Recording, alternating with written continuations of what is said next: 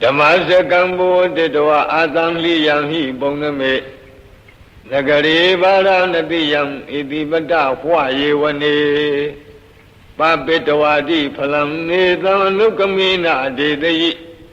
Yantam Bekata Bin Samyam without Datam Namamae without Datam Banamae Ewa Medudam Ekandamayam Bhagava Baranati Yam Viharati Idi Bandane Migadaye Dandara Ko Bhagava Besavakiye Beku Amandedi Bekawadi Badamdi Di Beku Bhagava Do Besando Tung Bhagava Idarosa Rupam Bekawe Nada Rupin Sahidam Bekawe Anta Abaweda Nayidam Rupam Abadaya Samwadeya Labita Sarube Ewame Rupam Hodu Ewame Rupam Mahodidi Yadama Sako Bekawe Rupam Anada Tatama Rupam Abadaya Samwadadi Nasa Labadi Rube Ewame Rupam Hodu Ewame Rupam Mahodidi Vedana Nada Vedana Sahidam Bekawe Ada Abaweda Nayidam Vedana Abadaya Samwadaya Labita Sa Vedanaya Ewame Vedana Hodu Ewame Vedana Mahodidi Yadama Sako Bekawe Vedana Nada Tatama Vedana Abadaya Samwadadi Nasa Labadi Vedanaya Ewame Vedana Hodu Ewame Vedana Mahodidi Dinya Nada Dinya Sahidam Bekawe Anta Abaweda Nayidam Dinya Abadaya Samwadaya Labita Sa Dinyaya Ewame Dinya Hodu Ewame Dinya Mahodidi Yadama Sako Bekawe Dinya Nada Tatama Dinya Abadaya Samwadadi Nasa Labadi Dinyaya Ewame Dinya Hodu Ewame Dinya Mahodidi Dinkara Nada Dinkara Sahidam Bekawe Anta Abawedandu Nayime Dinkara Abadaya Samwadeyam Labita Sa Dinkaredu Ewame Dinkara Hondu Ewame Dinkara Mahidondi Yadama Sako Bekawe Dinkara Ananda Tatama Dinkara Abadaya Samwadandi Nasa Labadi Dinkaredu Ewame Dinkara Hondu Ewame Dinkara Mahidondi Vinyanam Nada Vinyanim Sahidam Bekawe Anta Abaweda Nayidam Vinyanam Abadaya Samwadaya Labita Sa Vinyane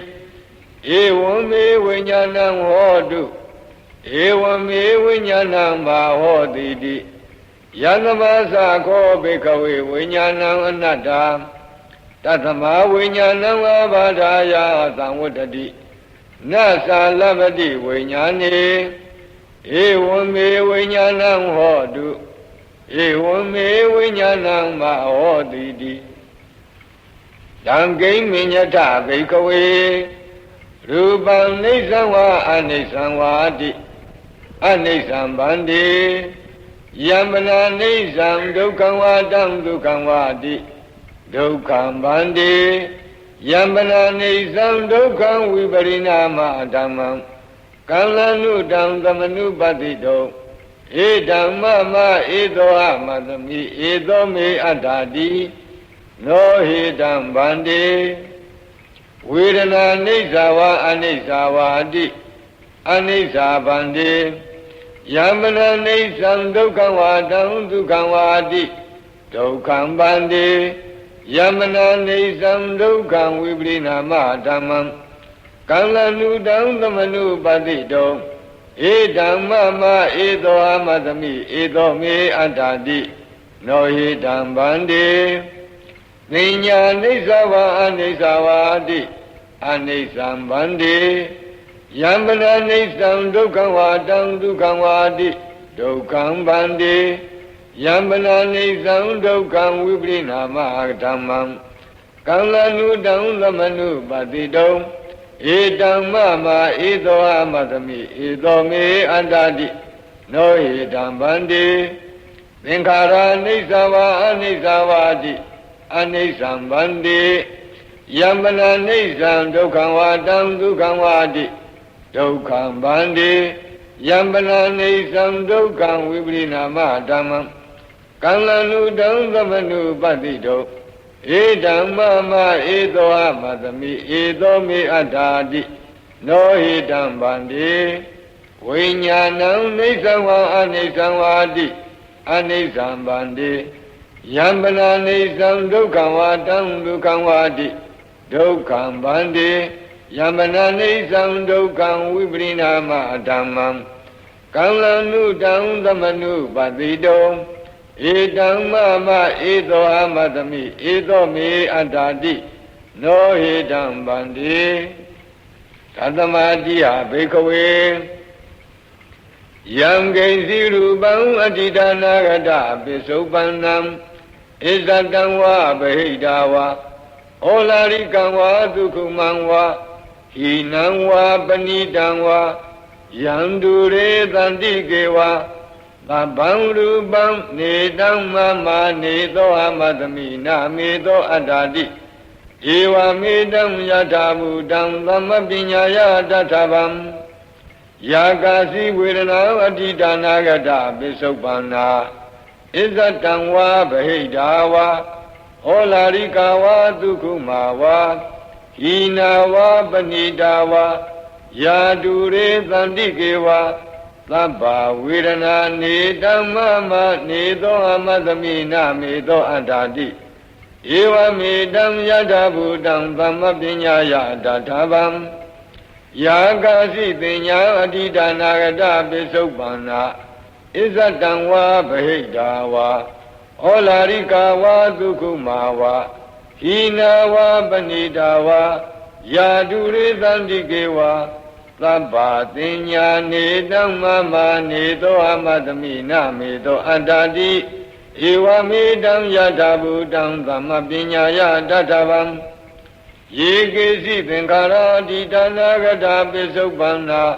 ဣဇတံဝါဗဟိတာဝါဩလာရိကာဝါဒုက္ခမာဝါဟိနာဝါပဏိတာဝါယေတုရေတန္တိကေဝါသဗ္ဗေသင်္ခါရနေတမ္မမနေသောအမသမိနာမေသောအတ္တာတိဧဝမေတံယထာဘူတံသမ္မပညာယတထဗံယံကိဉ္စီဝိညာဏံအတ္တိဒါနာဂတပိစုပန္နံဣဇတံဝါဗဟိတာဝါဩလာရိကံဝါဒုက္ခမံဝါဟိနံဝါပဏိတံဝါယံတုရေသန္တိကေဝါသဗ္ဗံဝိညာဏံနေတမ္မမနေသောအမသမိနာမေသောအတ္တာတိဧဝမေတံယထာဘူတံသမ္မပညာယတထဗံဧဝံပတ္တံဘေခဝေသုတဝါရိယသာဝကောရူပသမိန်ပိနိဗ္ဗိနတိဝေဒနာယပိနိဗ္ဗိနတိပညာယပိနိဗ္ဗိနတိသင်္ခါရေသူပိနိဗ္ဗိနတိဝိညာဏသမိန်ပိနိဗ္ဗိနတိနိဗ္ဗိန္ဒံဝိရဇတိဝိရာဂဝိမု ဿတိဝိမု ddha သမိန်ဝိမု ddha မိတိညာဏံဟောတိခိနာဇာတိဝုတိတံဗြဟ္မစရိယံကတ္တံကရဏီယံနာပရံဣဋ္ဌတယာတိပဇာနာတိတိဣဒံမောစဘဂဝါအတ္တမနာပိစဝကိယဘိက္ခုဘဂဝါတောပါတိတံအပိနန္တုံတိဣမသမိန်စပန္နာဝေယကရဏသမိန်ပညာမာနေပင်စဝကိယနံဘိက္ခုနံအနုပါဒာယအာသဝေစိတ်တာနိဝိမုတ်စိန်သူတိ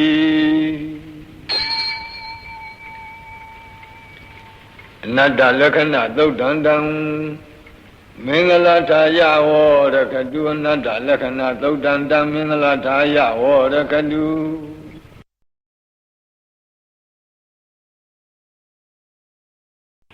ရှိမဝန္တစရာကံတဝါကပိလံမိဝနေဝတံ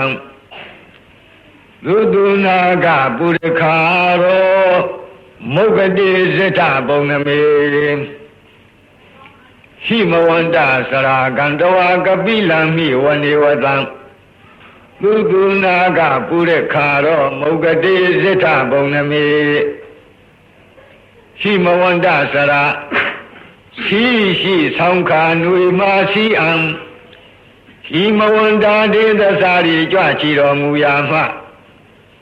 အာဂန္တဝါဘိညင်းဇွမ်းဝေလမ်းမှပြန်ကံကြွချီတော်မူခဲ့၍ကပိလမိဝနေကပိလဝတုလသာစီမင်းနေကြီးဤအနိမဟာဝုံတော်ကြီးအတွန်း၌သုတုနာကပုရိခါတော်သာကီဝန်ဝဲနုငယ်ပြိုမြစ်အသစ်900ယဟန္တာတို့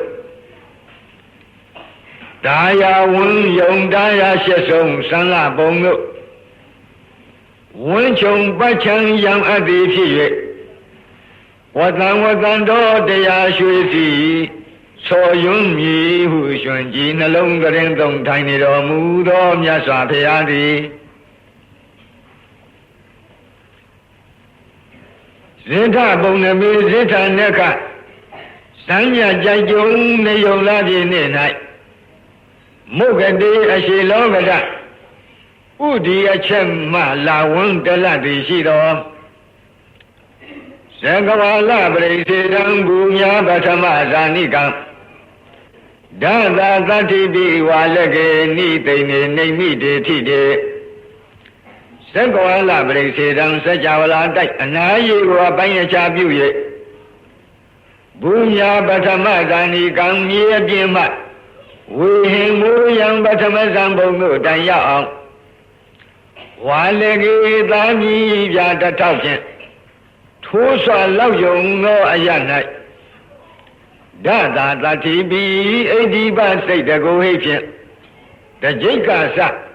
2ကြိတ်3ကြိတ်4ကြိတ်5ကြိတ်6ကြိတ်အစုတို့ကြအောင်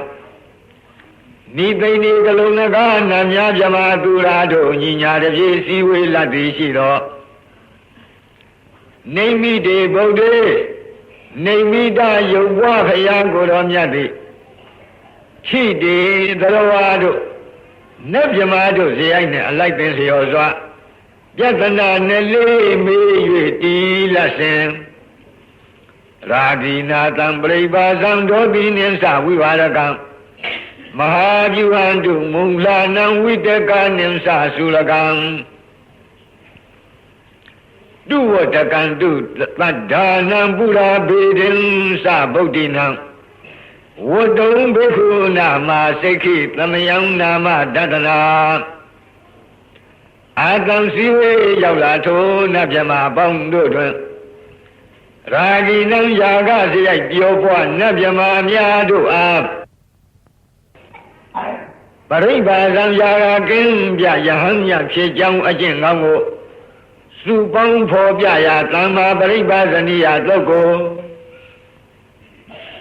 ဒေါတိနိသဒေါသစရိုက်ကြောင်းများနတ်မြမများတို့အားကဝိဝါဒကံကလဟဝိဝါဒစသည်8ပါးထိုတရားတို့ထင်ရှားဖြစ်ချင်းဝအကြောင်းရင်းကိုလင်းလင်းဖော်ပြသည်ကလဟဝိဝါဒသုတ်တံကိုမုံလာနံမောဟစရိုက်ပြောပွားနတ်မြမများတို့အားကမဟာဗျူဟံမိစ္ဆာယူဆွေးညီသူတို့ဝိညူပုဂ္ဂလသူထံမှလည်းရှုံချချီးမွမ်းရပုံလမ်းကိုခွဲချမ်းစိတ်ဖြာဖော်ပြရာဖြစ်သည့်မဟာဗျူဟသုတ်ကိုဝိတကာနတုဝိတစရိုက်ပြောများနာများနှင့်ဝိတစရိုက်ပြောပွားနာများနှင့်ပထမဇံဘုံကားမြမများတို့အာကသုလကံဒိဋ္ဌိကြီးထူထိုးသူတို့အယူတစ်ခုအစွဲပြု၍သူအယူဟုတ်ငါယူဟုတ်ဟုပုခ္ခညင်ခုံဆွဲလန်းပုံကိုလုံးစုံကြနာညွှန်ဖော်ပြသည်သုလဗျူဟာသုတ်တံကို သတ္တနံဒုသရာစိရိုက်ပြောများပြောပွားနတ်မြမာများတို့အားကသူဝတ္တကံရဟတဖို့စိုက်ကပฏิပတ်ကိုဆက်ဆက်ဖော်ပြသည့်သူဝတ္တကအမိယာတော်သုတ်တံကိုဗုဒ္ဓိနိသပညာစေပြောပွားနတ်မြမာများတို့အားကပုရာဘေဒံခန္ဓာသွေဖီမသေးမီကသုံးလီသိက္ခာပြည့်စုံရာဟုကောင်းစွာဖော်ပြသည့်ပုရာဘေဒအမည်ရတဲ့သုတ်တံကိုဝတ္တုံစရိုက်6ပါးအလိုက်သင်အားဖြင့်ဟောကြားတော်မူအံသောအခါဘိက္ခုနံထိုမြများစွာစည်းဝေးလာသည့်မြမနှင့်နပရိသတ်ကိုတတ်တထင်ထင်မသိမြင်ကြသေးသောယဟန်တော်တို့အားသမယံကလုံးနဂါနတ်များမြမသူရာအပေါင်းကိုတေသံထိုစည်းဝေးရောက်လာနတ်မြမတို့ဤစိတ်တကံလတာဇန္နနာထံဖယားမြတ်စွာတို့သူငါလျက်ပညာထွေပြကြပေစွာဟုအာရရှင်လန်းခံကြသောစိတ်ဖြစ်ရှိကြခြင်းအကျိုးငါနေသံတို့စည်းဝေးရောက်လာနတ်မြမာတို့ဤနာမတတနာအမည်နာမညွှန်ဖော်ပြခြင်းဖြင့်သမယံကလုံးနဂါနတ်များမြမာသူရာအပေါင်းကိုအခါတိဤသူဤမီလာရောက်သည်ဟုမိဤစကားကြားတော်မူခဲ့လေပြီ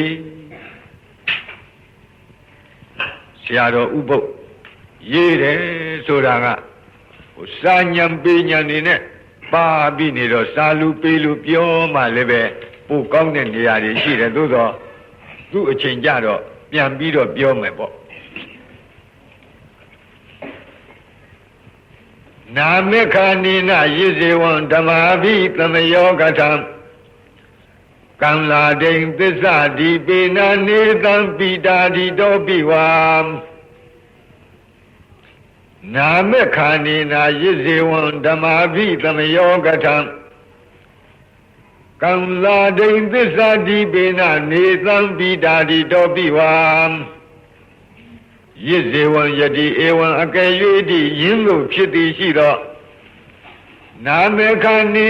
နဤသူဤမီလာရောက်သည်ဟုမိဤတကားပြာခါမျှဖြင့်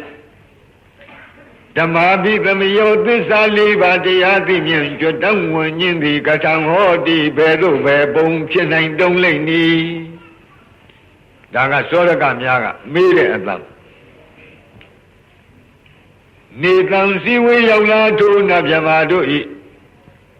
ကံလာဒိန်မျိုးမြည်ထွေပြဟောဖော်ကြားသဖြင့်အာရရှင်လန်းကြံခံသောစိတ်နုညံ့သောစိတ်နိဝရဏကင်းသောစိတ်တက်ကြွသောစိတ်ကြည်လင်သောစိတ်ဖြစ်ရှိကြသည်ကိုညတဝအာတိယနုတေယအသာဓာရဏဉာဏ်မြင်ဖြင့်အကုန်အစင်သိမြင်တော်မူပြီး၍သစ္စာဒီပေနာသစ္စာ၄ချက်သစ္စာ၄ချက်16နဲ့ကိုပြည့်ပြည့်ထင်ရှားဟောဖို့ကြားခြင်းဖြင့်၎င်းသောရကပြုလုပ်တဲ့ပုဂ္ဂိုလ်များကမေးချင်တာကနမေဒီလျှောက်ပြောရင်ဘယ်နဲ့လုပ်ပြီးတော့သစ္စာ၄ပါးတရားသိမြင်ဘာသမီးကသူ့မှာကြွတန်းဝင်မလဲလို့ဒီလိုမေးစရာရှိမေးပုံကိုလည်းပြောလိုက်အခုပြောတာကဖြေတာကနှစ်နည်းဖြေပါဘယ်နဲ့လုပ်ပြီးတော့နမေဒီလျှောက်ပြောတာနဲ့ဘယ်နဲ့လုပ်ပြီးတော့ဒီနတ်တွေမက်ဖို့ရမလဲလို့မေးတယ်ဒီတော့သတော်ဘုရားကြီးကအထကထာအတိုင်းကာထာရေးပြီးဖြေပါအဲ့ဒီစည်းဝေးရောက်လာနတ်မြမာတို့ဤအမည်အမျိုးအစားတွေကိုပြောပြသဖြင့်အလွန်ရှင်လန်းဝမ်းမြောက်သောစိတ်ရှိနေကြတယ်အာရရှင်လန်းကြံခံသောစိတ်နူးညံ့သောစိတ်နိဝရဏကင်းတဲ့စိတ်တက်ကြွသောစိတ်ကြီးလင်သောစိတ်ဆိုတဲ့ကံလစိတ်တမုဒုစိတ်တဝိနိဝရဏစိတ်တဥဒကစိတ်တပတန္နစိတ်တဆိုတဲ့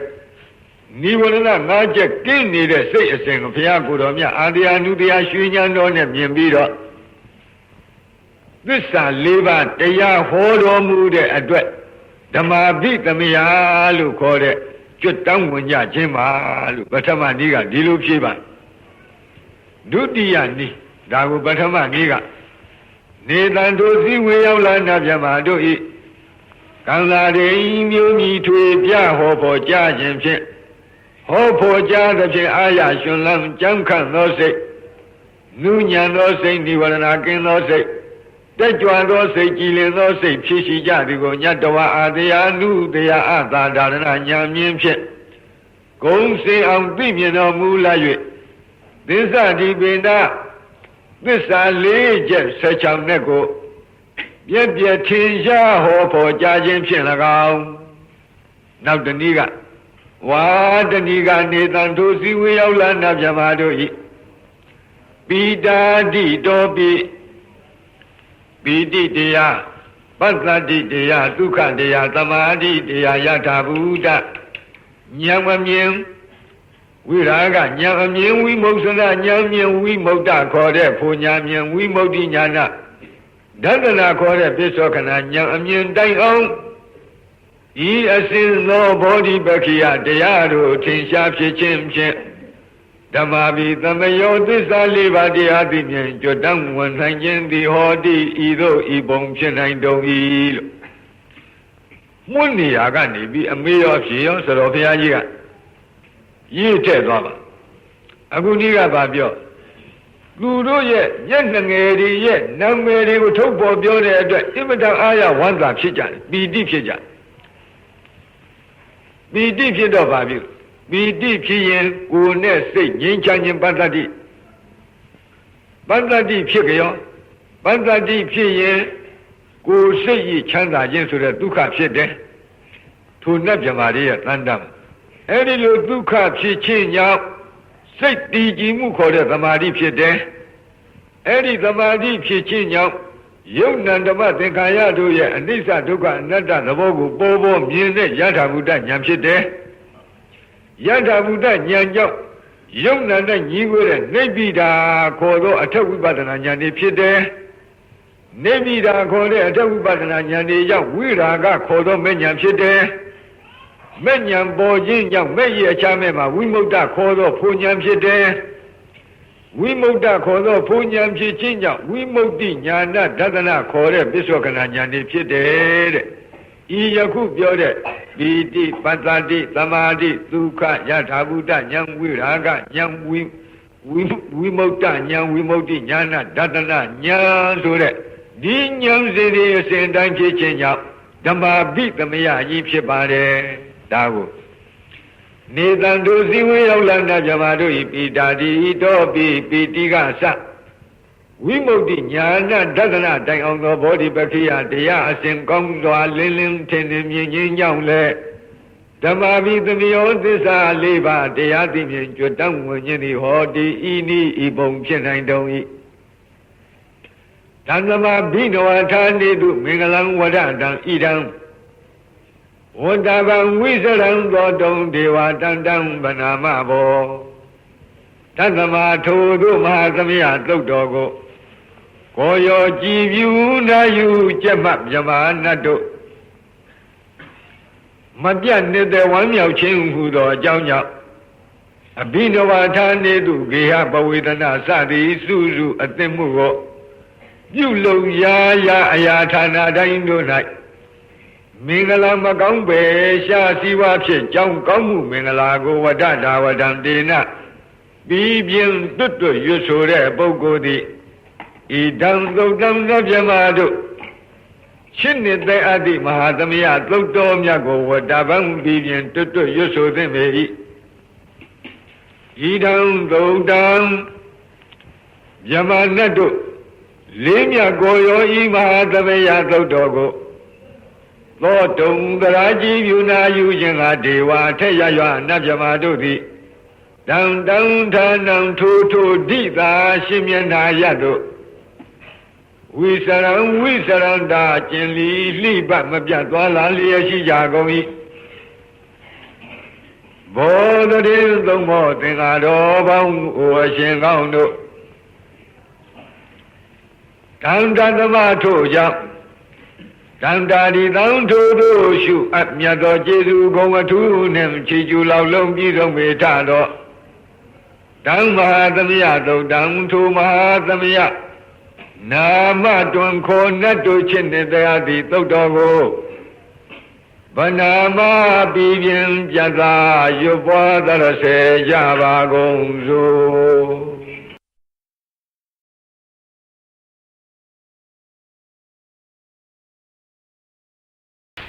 ဘိက္ခုနံပင်စဝကိနံဣတိပတ္တနာနာမကေမိဂဒာယေဓမ္မဝရံယံတံနိဗ္ဗာနဘာပကံသဟံပတိနာမကေနမဟာဗြဟ္မေနယာစီတောသတုသစ္ဆံမကာသင်္တောလောကနာထောအဒေတိနန္ဒီတံသဗ္ဗဒေဝေဟိသဗ္ဗသံပတ္တိသာရကံသဗ္ဗလောကဟိတထာယဓမ္မစကံဗနာမဟိဧဝမေတုတံဧကံသမယံဘဂဝါဗာရဏတိယံဝိဟရတိဣတိပတ္တနေမိဂဒါယေတန္တရခောဘဂဝါပင်စဝကိယေဘိက္ခုအာမန္တေတိဒွေမေဘိက္ခဝေအန္တာပပ္ပစိတေနနာသေဝိတ္တဘာကတမိဒွေယောဇာယံကာမေတုကာမတုခံလိကာနုယောကောဤနောကမ္မောဘောဓုဇနိကောနာရိယောနထသံဟိတောယောဇာယံအတ္တကိလမထာနုယောကောဒုက္ခောအနာရိယောအနတ္ထသံဟိတောဣတိခောဘိက္ခဝေဥဘောအန္တေအနုပကမ္မမေဇိမာပฏิပဒာတထာဂတေနာပိသံဗုဒ္ဓသက္ခုကရဏီညာနာကရဏီဥပသမယအဘိညာယသံဘောဓာယနိဗ္ဗာနာယသံဝတ္တတိကတမသသာဘိက္ခဝေမေဇိမာပฏิပဒာသထာဂတိနာအဘိသံဗုဒ္ဓသက္ခုကရဏီညာနာကရဏီဥပသမယအဘိညာယသံဘောဓာယနိဗ္ဗာနာယသံဝတ္တတိအယမေဝအရိယောအထင်ကြီးကောမေကောသေယတိဓမ္မသမ္မာဒိဋ္ဌိသမ္မာသင်္ကပ္ပောသမ္မာဝါစာသမ္မာကမ္မန္တောသမ္မာအာဇီဝော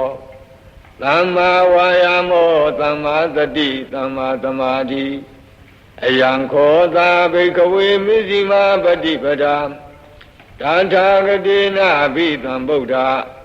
သက္ခုကရဏီညာနာကရဏီဥပသမယအဘိညာယသံဘောဓာယနိဗ္ဗာနာယသံဝတ္တတိဣဒံခောပါဏဘိက္ခဝေဒုက္ခံအရိယသစ္ဆံဇာတိပိဒုက္ခသရာပိဒုက္ခဗျာတိပိဒုက္ခမရဏံပိဒုက္ခံအပိယေဟိသံပယောဂောပိဒုက္ခပိယေဟိဝိပယောဂောပိဒုက္ခယံပိသံနလပတိတံပိဒုက္ခံသံခိတ္တေနပင်စုပါဒနဲ့ခန္ဓာဒုက္ခဣဒံခောပါဏဘိက္ခဝေဒုက္ခသမုဒယံအရိယသစ္ဆံယာယံတဏပောနုဘဝိကာနံတိရာဂသာဂတာတန္တရတတ္တရာဘိနန္ဒီနိသေယတိဓမ္မကာမတဏဘဝတဏဝိဘဝတဏဣဒံခောပါဏဘိက္ခဝေဒုက္ခនិရောဓံအရိယသစ္ဆံယောတတ္တယေဝတဏယအသေသဝိရာဂនិရောဓောသာဂောပတိနိတကောမုတ်တိအနာလယော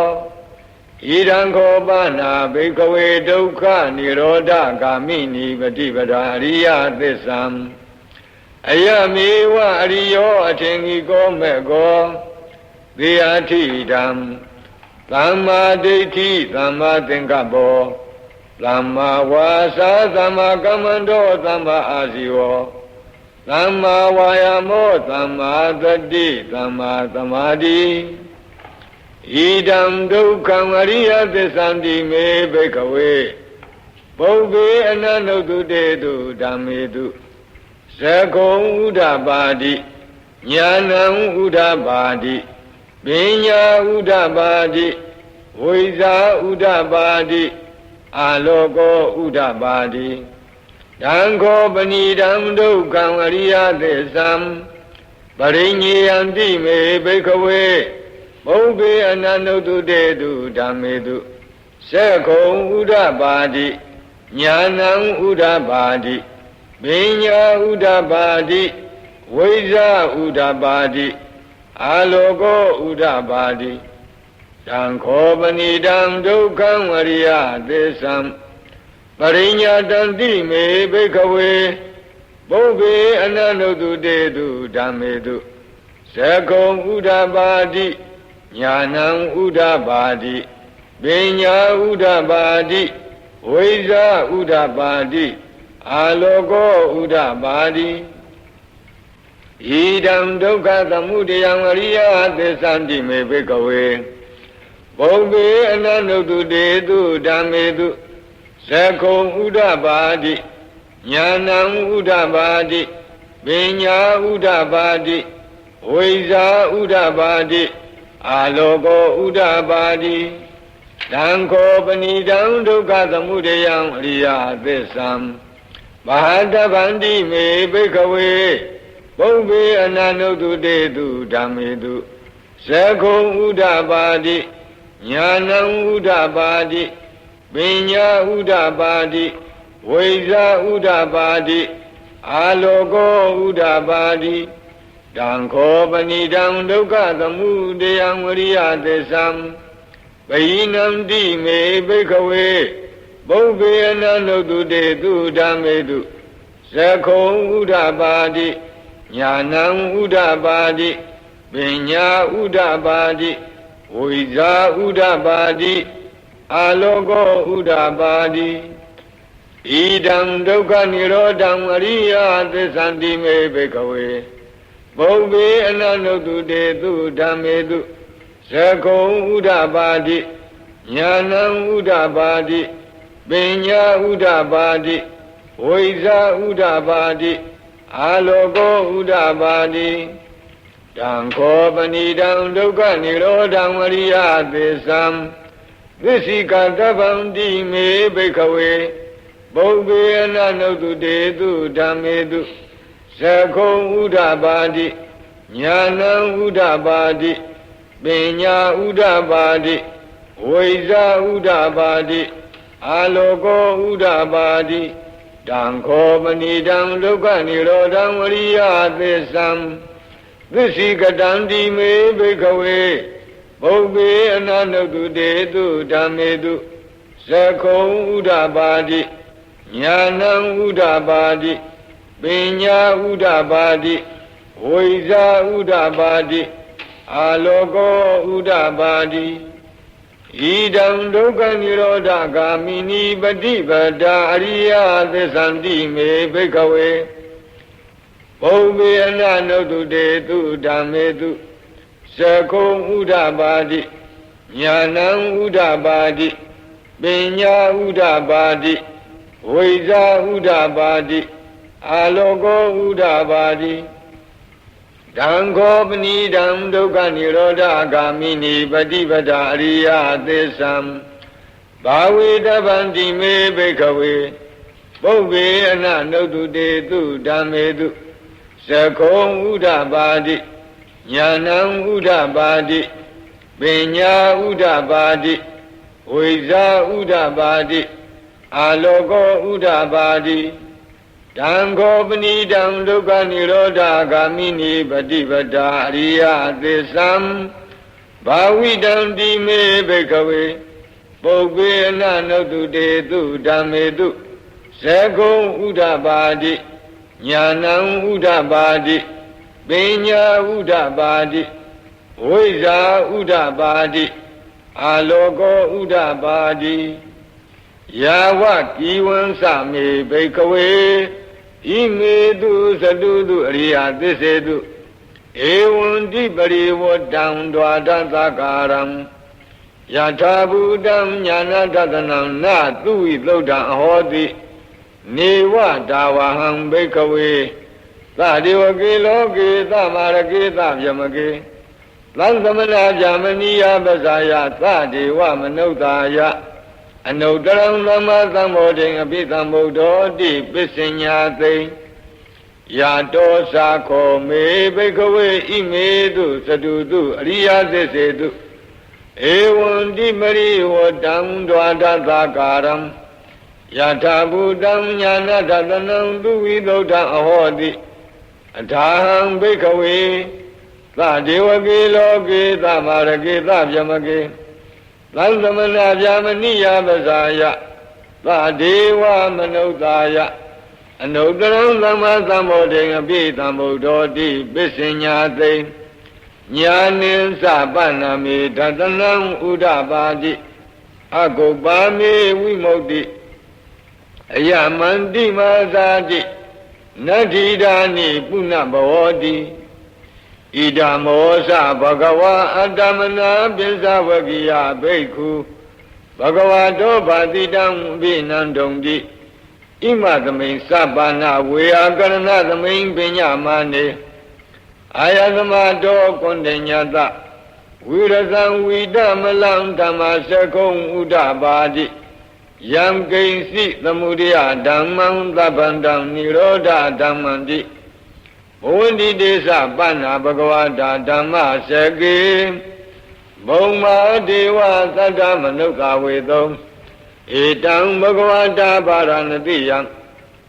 တိပတ္တနိမိဂဓာယေအနုတရံဓမ္မစကံဘဝတိတံ